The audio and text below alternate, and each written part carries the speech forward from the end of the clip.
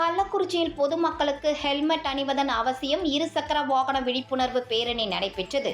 மாவட்ட ஆட்சியர் அலுவலகம் முன்பு மாவட்ட காவல்துறை மற்றும் தனியார் நகைக்கடை இணைந்து நடத்திய இருசக்கர வாகன பேரணியை மாவட்ட காவல் கண்காணிப்பாளர் ரஜத் சதுர்வேதி கொடியசைத்து தொடங்கி வைத்தார்.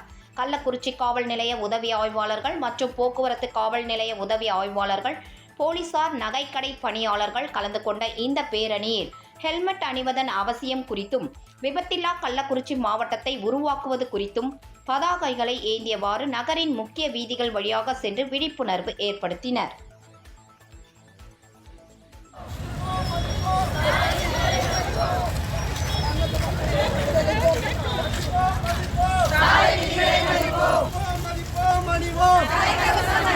அணிவோம் அணிவோம்